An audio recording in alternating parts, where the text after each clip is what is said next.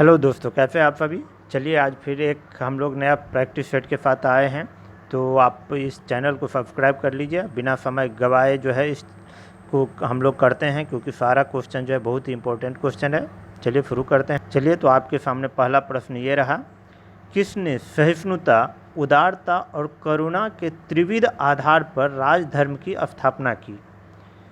देखिए क्वेश्चन सही पे देखिए फिर दोस्तों, किसने सहिष्णुता, उदारता और करुणा के आधार पर त्रिविध आधार पर राजधर्म की स्थापना की। पहला ऑप्शन है आपके पास अशोक, बी अकबर, सी रंजीत सिंह या फिर डी शिवाजी। तो किसने जो है इसमें सहिष्णुता, उदारता और करुणा के त्रिविध आधार पर राजधर्म की स्थापना की। तो आप लोग बताइए कमेंट बॉक्स में भी। तो चलिए इसका आंसर हम लोग देखते हैं। इसका आंसर होगा दोस्तों, इसका आंसर है अशोक। अशोक जो है त्रिविध के आधार पर जो है राजधर्म की स्थापना की थी। ठीक ना। चलिए अब नेक्स्ट क्वेश्चन देखते हैं। नेक्स्ट क्वेश्चन है आप लोग के लिए, संसार अस्थिर और क्षणिक है का निम्न में से किससे संबंध है। संसार अस्थिर और क्षणिक है, निम्न में से किससे संबंध है। जैन से, बी बौद्ध से, सी गीता से या डी वेदांत से। फिर से एक बार क्वेश्चन देखते हैं। संसार अस्थिर और क्षणिक है, निम्न में से किससे संबंध है। ए जैन से, बी बौद्ध से, सी गीता से या डी फिर वेदांत से। तो चलिए इसका आंसर हम लोग देखते हैं। तो इसका आंसर होगा दोस्तों बौद्ध से। किससे, तो बौद्ध से संसार अस्थिर और क्षणिक का निम्न में से संबंध है। किससे, बौद्ध से। तो चलिए नेक्स्ट क्वेश्चन की तरफ बढ़ते हैं। नेक्स्ट क्वेश्चन आप लोग के लिए है, फरीद जो बाद में शेरशाह सूरी बना ने कहाँ से शिक्षा प्राप्त की थी। फरीद जो बाद में शेरशाह सूरी बना ने कहाँ से शिक्षा प्राप्त की थी। ए ऑप्शन है आपके पास सहरसा, बी पटना, सी लाहौर या फिर डी जौनपुर। ऑप्शन फिर से देख लीजिए आप लोग, सहरसा, बी पटना, सी लाहौर या फिर डी जौनपुर। तो चलिए इसका आंसर आप लोग बताइए। वैसे हम देखते हैं जो कि इसका आंसर जो है वो इसका आंसर आपको होगा जौनपुर। जो है फरीद जो थे बाद में जो शेरशाह सूरी बने थे, उन्होंने यहीं से शिक्षा प्राप्त की थी। कहाँ पे, तो जौनपुर से। ठीक है दोस्तों, चलिए नेक्स्ट क्वेश्चन की तरफ बढ़ते हैं। और नेक्स्ट क्वेश्चन ये रहा आपके सामने, निम्न में से किसने सत्याग्रह शब्द को गढ़ा। निम्न में से किसने सत्याग्रह शब्द को गढ़ा। Harilal Gandhi A option, B Mahatma Gandhi, C Ramdayal Gandhi या फिर डी मणिलाल गांधी। फिर से ऑप्शन देख लीजिए। कहा जा रहा है किसने सत्याग्रह शब्द को गढ़ा। ए हरिलाल गांधी, बी महात्मा गांधी, सी रामदास गांधी या फिर डी मणिलाल गांधी। तो इसका आंसर बताइए दोस्तों। तो चलिए इसका आंसर हम लोग देखते हैं, जो कि महात्मा गांधी ने सत्याग्रह शब्द को गढ़ा। किसने, महात्मा गांधी ने सत्याग्रह शब्द को गढ़ा। दोस्तों मैं इसलिए रिपीट कर रहा हूँ जो कि आप लोग को याद रहे। यदि इससे क्वेश्चन यदि आता है तो आप लोग को छूटे नहीं। और ये सारा क्वेश्चन जो है बहुत ही इंपॉर्टेंट क्वेश्चन है। तो चलिए आगे का क्वेश्चन हम लोग फिर देखते हैं। आगे का क्वेश्चन है आप लोग के पास सामने, महात्मा गांधी के अनुसार राजनीति का तात्पर्य था। महात्मा गांधी के अनुसार राजनीति का तात्पर्य था। ए धर्म विहीन राजनीति, बी सत्य विहीन राजनीति, सी जन कल्याण के लिए सक्रियता या डी उपयुक्त में से कोई नहीं।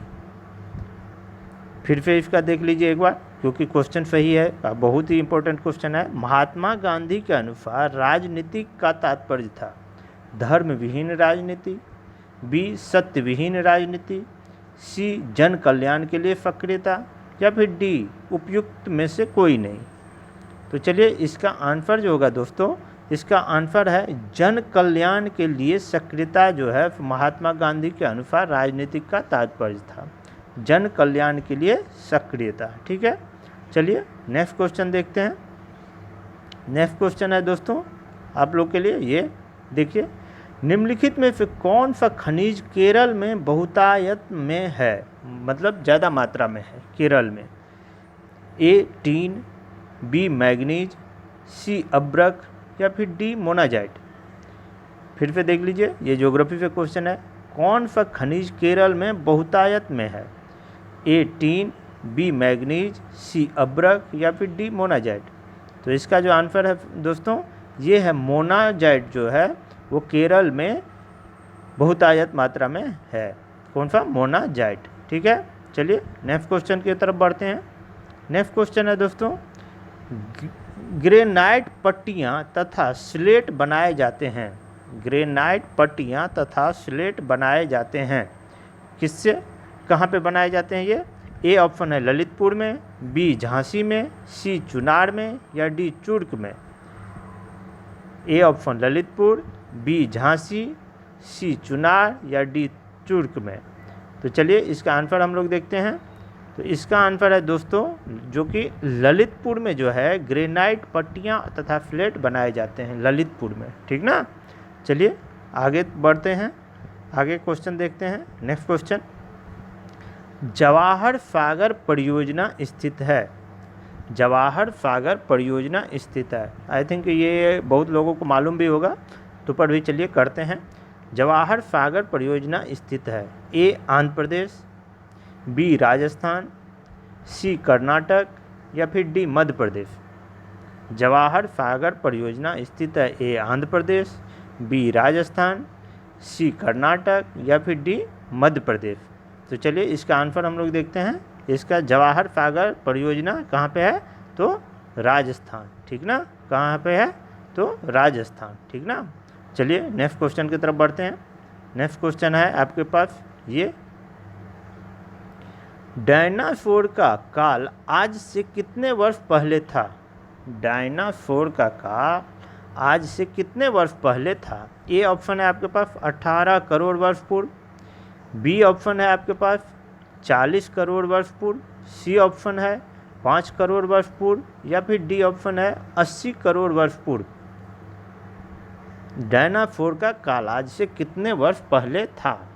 तो दोस्तों इसका जो आंसर होगा, इसका आंसर होगा 5 करोड़ वर्ष पूर्व डायनासोर का काल आज से था। ठीक ना, 5 करोड़ वर्ष पूर्व। ठीक ना, चलिए नेक्स्ट क्वेश्चन की तरफ बढ़ते हैं। नेक्स्ट क्वेश्चन देखते हैं दोस्तों।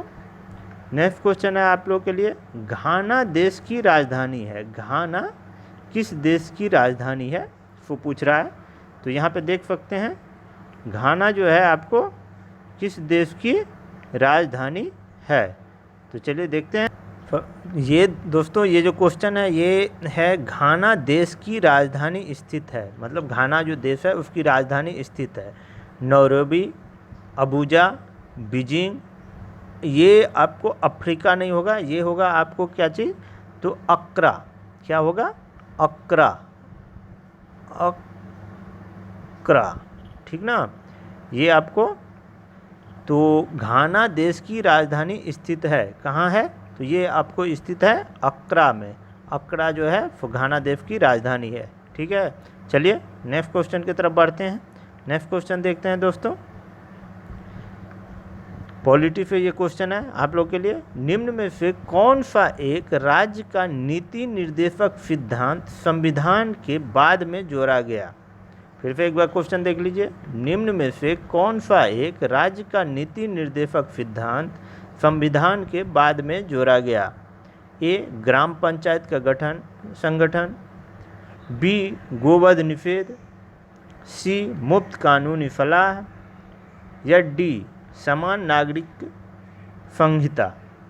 फिर से एक बार क्वेश्चन देख लीजिए। निम्न में से कौन सा एक राज्य का नीति निर्देशक सिद्धांत संविधान के बाद में जोड़ा गया? ग्राम पंचायतों का संगठन, गोवध निषेध, मुफ्त कानूनी सलाह या समान नागरिक संहिता। तो चलिए इसका आंसर हम लोग देखते हैं। इसका आंसर जो होगा दोस्तों वो है मुफ्त कानूनी सलाह, जो है वो आपको राज्य के नीति निर्देशक सिद्धांत संविधान के बाद में जोड़ा गया है, मुफ्त कानूनी सलाह। ठीक है दोस्तों, चलिए नेक्स्ट क्वेश्चन देखते हैं दोस्तों। निर्देशक तत्व क्या है? क्वेश्चन है निर्देशक तत्व क्या है? वाद योग, अवाद योग, कठोर है या लचीला है? तो निर्देशक तत्व क्या है? तो ये जो है इसका आंसर जो होगा दोस्तों इसका आंसर है अवाद्य योग है, अवाद्य योग है, निर्देशक तत्व अवाद्य योग है। ठीक है, चलिए आगे देखते हैं नेक्स्ट क्वेश्चन। नेक्स्ट क्वेश्चन आपके पास ये रहा, देख सकते हैं। भारत के संविधान के किस भाग में हम नागरिकता से संबंधित प्रावधानों को पाते हैं? फिर से एक बार क्वेश्चन देख लीजिए। भारत के संविधान के किस भाग में हम नागरिकता से संबंधित प्रावधानों को पाते हैं? भाग 1 में, भाग 2 में, भाग आपको 7 में या भाग 9 में? फिर से एक बार क्वेश्चन देख लीजिए। भारत के संविधान में के किस भाग में हम नागरिकता से संबंधित प्रावधानों को पाते हैं? भाग 1, भाग 2, भाग 7 या फिर भाग 9 में? तो चलिए इसका आंसर हम लोग देखते हैं। इसका आंसर जो है दोस्तों ये भाग 2 में जो है, आप जो भाग 2 में जो है वो आपको नागरिकता से संबंधित प्रावधान हैं। किसमें? भाग 2 में। ठीक है, चलिए नेक्स्ट क्वेश्चन देखते हैं। नेक्स्ट है आर्टिकल पे, देख सकते हैं। गो संरक्षण किस अनुच्छेद में वर्णित है? गो संरक्षण किस अनुच्छेद में वर्णित है? ए ऑप्शन है आपको आर्टिकल 45, बी ऑप्शन है आर्टिकल 43, सी ऑप्शन है आर्टिकल 47 या फिर डी ऑप्शन है आर्टिकल 48। ठीक है, तो आप बताइए गो संरक्षण किस अनुच्छेद में वर्णित है? अनुच्छेद 45, बी अनुच्छेद 43, सी अनुच्छेद 47 या फिर डी अनुच्छेद 48। तो चलिए इसका आंसर हम लोग देखते हैं। इसका आंसर है दोस्तों डी अनुच्छेद 48 में जो है गो संरक्षण के जो बारे में जो है इस अनुच्छेद में वर्णित है, अनुच्छेद 48 में। ठीक है दोस्तों, चलिए नेक्स्ट क्वेश्चन देखते हैं दोस्तों। नेक्स्ट क्वेश्चन है आप लोग के लिए, देख सकते हैं। नायक समिति का संबंध है, नायक समिति का संबंध है कुटीर उद्योग से, लघु उद्योग से, भारी उद्योग से या उपयुक्त सभी से? नायक समिति का संबंध है कुटीर उद्योग से, लघु उद्योग से, भारी उद्योग से या उपयुक्त सभी से? तो चलिए इसका आंसर हम लोग देखते हैं। नायक समिति का संबंध जो है वो बी लघु उद्योग से है। किससे है? लघु उद्योग से है। ठीक है दोस्तों, तो चलिए आज के लिए इतना ही। आप लोग इसको अच्छे से कीजिए और पूरा वीडियो देखिए क्योंकि बहुत ही कारगर है वीडियो हर एक एग्ज़ाम के लिए। तो चलिए आज के लिए इतना ही। आप लोग इसको लाइक कर दीजिए, शेयर कर दीजिए, ठीक है, और सब्सक्राइब कर लीजिए चैनल को, जो कि प्रतिदिन जो है ये वीडियो आपको लोग के लिए आएगा। तो आप लोग इसको सब्सक्राइब कर लीजिए। धन्यवाद, जय हिंद। चलिए।